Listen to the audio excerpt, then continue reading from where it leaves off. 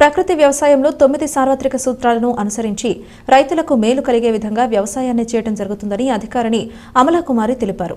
సూక్ష్మ, చిన్న, మధ్య తరహా వ్యాపారానికి సంబంధించి జరిగిన సదస్సులో ప్రకృతి వ్యవసాయంపై కూడా అధికారులు స్టాల్ను ఏర్పాటు చేశారు. స్థానిక టౌన్ హాల్లో వివిధ ప్రభుత్వ శాఖల స్టాల్స్ను ఏర్పాటు చేయడం జరిగింది.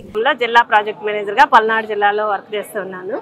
ముఖ్యంగా ఈరోజు ఇక్కడ స్టాల్ ఏర్పాటు చేయడం జరిగింది. దీనిలో ప్రకృతి వ్యవసాయ సార్వత్రిక సూత్రాలు అనేవి 9 ఉంటాయండి. ఇవి ప్రధానంగా ప్రకృతి వ్యవసాయం చేసే ప్రతి రైతుకి కూడా అవసరమైనటువంటి ఫాలో అవ్వాల్సినటువంటి సూత్రాలు.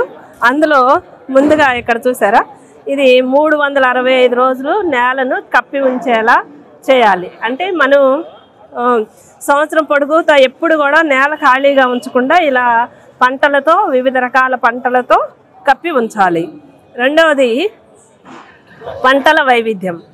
ఇవి మోనోక్రాప్ కాకుండా పాలీక్రాపింగ్, అంటే పలు పంటల విధానంలో అంతర పంటలు వేసుకోవాలి. మనం ఏ పంట పండించినప్పటికీ కూడా ఆ పంటలో సాళ్ళ మధ్యలో కూరగాయలు, ఆకుకూరలు, అలాగే వీటితో పాటు మనకి పెద్ద మొక్కలు అంటే కరివేపాకు, మునగ లాంటి మొక్కలు, దుంప జాతి, క్యారెట్, బీట్రూట్ లాంటి దుంప జాతి, అట్లాగే తీగ జాతి, కాకరలు, అలాగే వంగ, చిక్కుళ్ళు, దుంపలు, టమాటో, మిర్చి, ఇలా అంతర పంటలన్నీ వేసుకోవాలండి.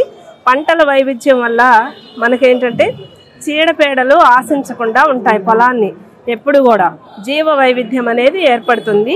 నేలలో కూడా సూక్ష్మజీవులు చక్కగా డెవలప్ అయ్యి భూసారం అనేది పెరుగుతుంది. తర్వాత విభిన్న సేంద్రియ అవశేషాలు చేరిక, ఆచ్ఛాదన అంటారండి.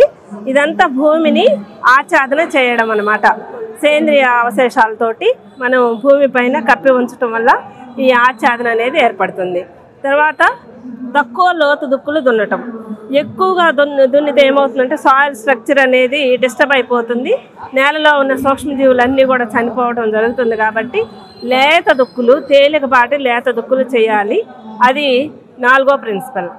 5వ ప్రిన్సిపల్ వచ్చేసరికి నాటు దేశీ విత్తనాలు వాడటం.